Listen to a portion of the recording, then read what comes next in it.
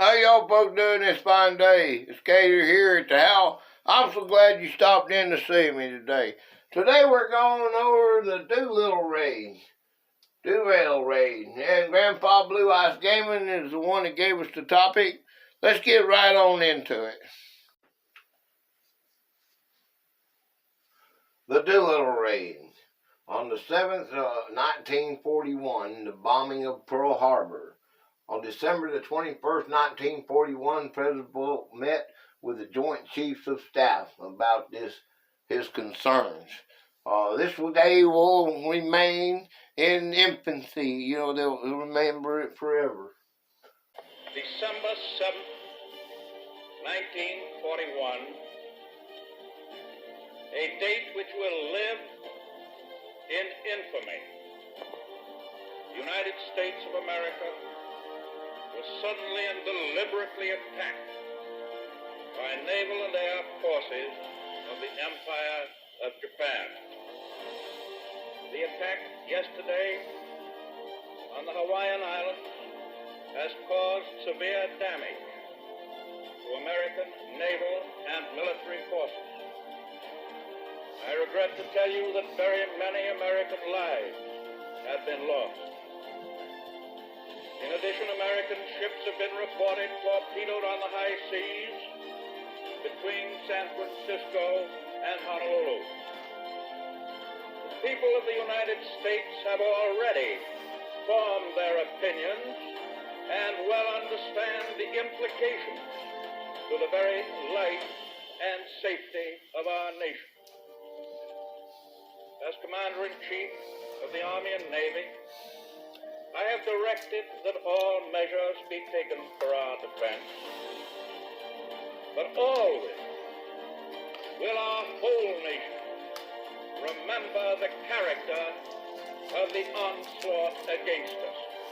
I believe that I interpret the will of the Congress and of the people when I assert that we will not only defend ourselves to the uttermost, but will make it very certain that this form of treachery shall never again endanger us.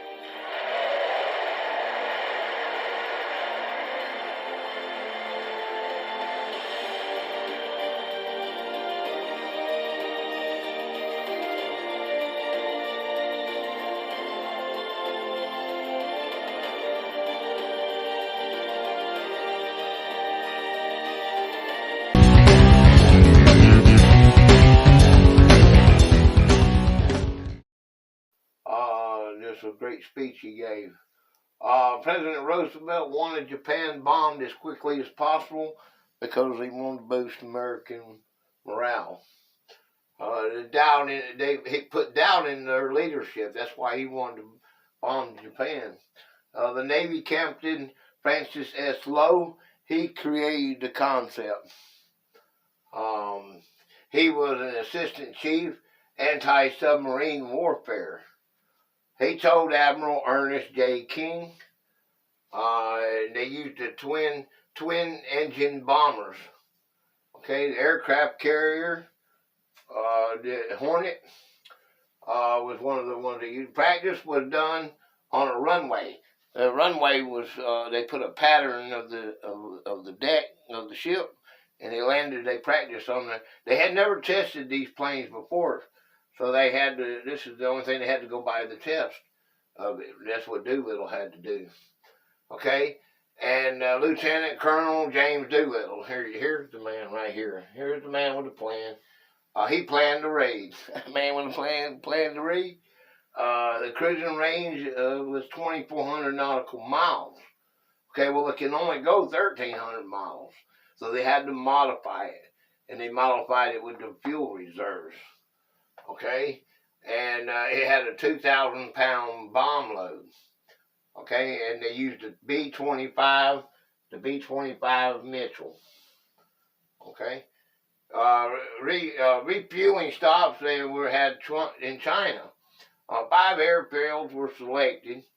Of course, they used the USS Hornet. They had a lot of ships, but they used the U.S. Hornet to take off from. They put the They put the planes on there as they were in order as they gonna go. Okay. They used the 17th Bombardment Group. These guys were real good. All right, they were volunteers.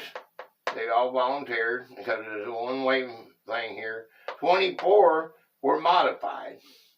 Okay, 2 of them had cameras on them. 16 B-25 Mitchells were used in the mission. That's what they had left. They had accidents or whatever.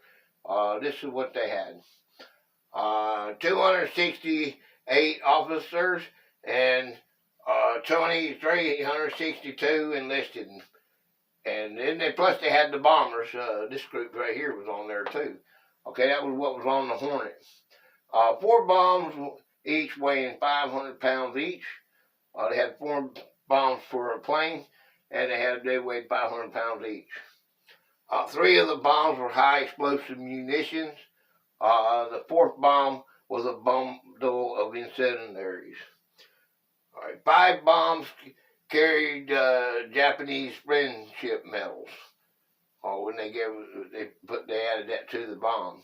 All right, 50 calibers in the turret, 30 caliber in the nose. They had naval group launched from San Francisco on April the 2nd, 1942, Task Force 18. And they did it in radio silence. The entire force was a combination of 2 carriers, 3 heavy cruisers, 1 light cruiser, 8 destroyers, and 2 fleet oilers. To keep track unknown, they went underneath radar. They went underneath radio silence, excuse me. Okay. With crew of 5 men for each of the 16 bombers totaling 80 airmen, 69 airmen survived. 8 airmen were captured by the Japanese, with 3 of them being executed.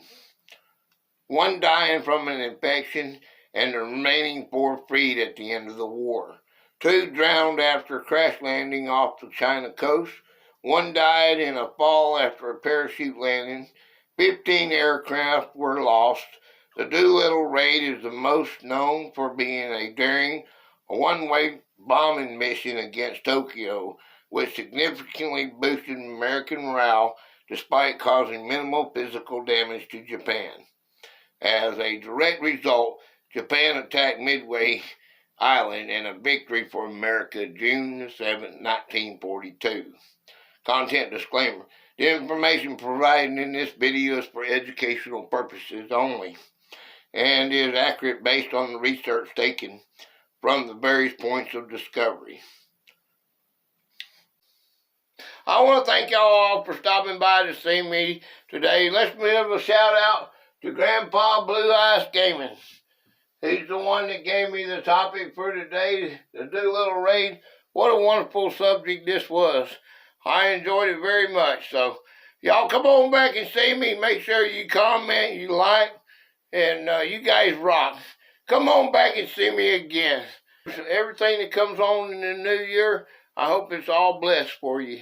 Come on back and see me again. Bye-bye for now.